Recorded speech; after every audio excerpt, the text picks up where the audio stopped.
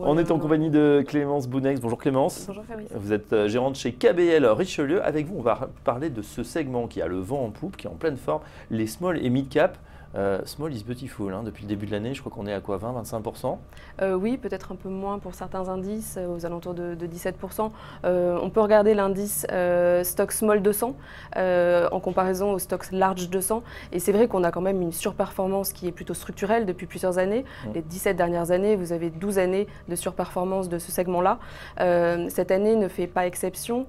On a à peu près un différentiel de performance depuis le début de l'année des small contre les mid de 6%, qui s'est accentué. Avant l'été, on était à 4%.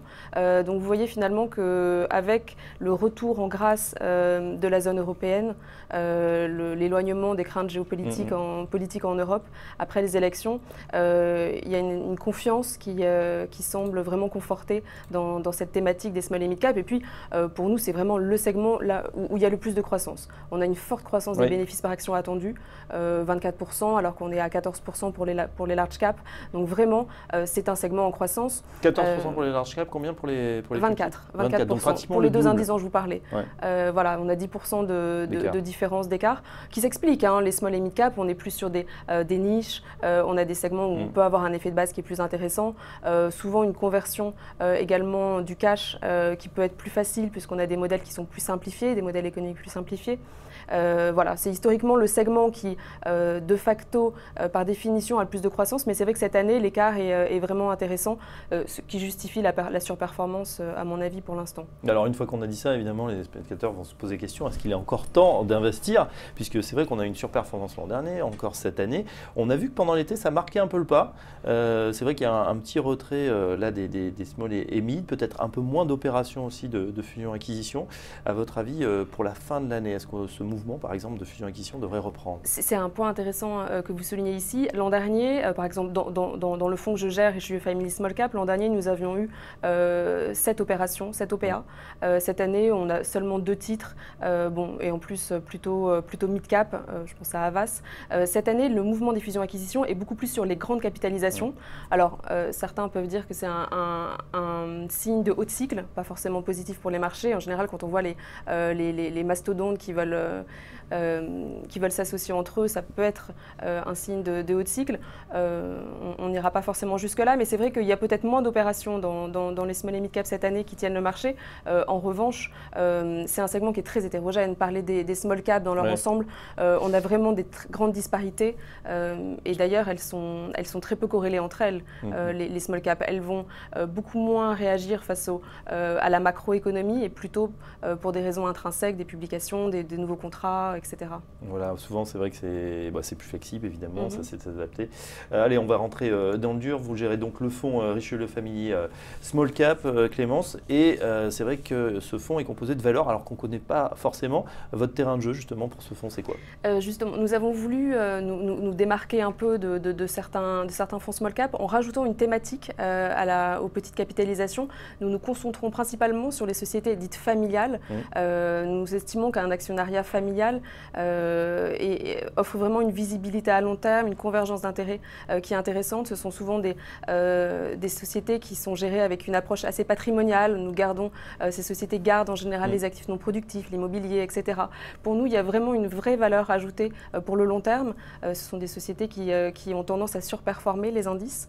Nous sommes ravis d'ailleurs qu'il y ait un indice Euronext qui a été créé, Family Business, qui est plutôt français et plutôt grande capitalisation, mais ça prouve vraiment que les entreprises familiales sont une classe d'actifs à part entière. Avec peut-être une vision à long terme, voilà, on bâtit pour les prochaines générations. Exactement. Et du coup, on n'est pas obsédé par le profit à court terme. Exactement. Et puis une bonus de fin d'année. Exactement. Une gestion du risque plus avisée. Je connais très peu d'exemples d'entreprises familiales qui ont fait une acquisition hors de prix, en haut de cycle, surpayée. On a une vision, ce qui est intéressant, c'est transmettre la société à la génération future. Très souvent. On en trouve beaucoup en Europe, en France, mais surtout en Allemagne. C'est ce fameux Mittelstand allemand. Est-ce que vous avez pioché justement dans ces belles sociétés? Oui, l'Allemagne représente le deuxième pays en pourcentage dans le fonds. On est quasiment le même pourcentage que nos actions françaises, plus de 20%. Pour nous, le marché allemand, alors il y a un marché très intéressant. Effectivement, on a beaucoup de sociétés qui sont familiales depuis plusieurs générations et surtout avec une forte innovation. Et c'est ce qui nous intéresse. Alors un exemple, par exemple, Nexus AG, que fait la société? Alors Nexus est une petite société allemande qui capitalise un peu moins de 400 millions d'euros, qui est exposée au secteur de la santé via des logiciels, mais très spécifiques.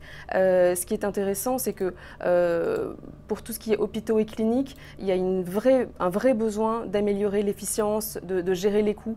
Les e-solutions, c'est un secteur qui est en fort avenir. Nexus nous intéresse d'abord parce qu'il a des positions de leader. Ils sont numéro 1 en Suisse, numéro 1 également en France dans les cliniques privées, numéro 3 en Allemagne. Très forte visibilité, plus de 50% du chiffre d'affaires est récurrent grâce à leur licence. Trésorerie nette positive, en général c'est le cas de la moitié de notre portefeuille. On veut vraiment des sociétés qui ont une forte solidité financière bilancielle.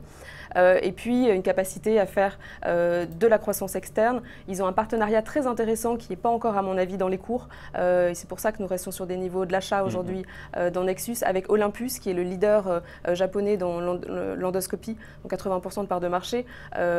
Olympus a 1200 systèmes base installés qui vont se convertir au logiciel, qui vont utiliser les logiciels Nexus. Donc il y a énormément de potentiel dans les années à venir pour cette société. Un beau réservoir de croissance, avec souvent après effectivement une internationalisation très rapide.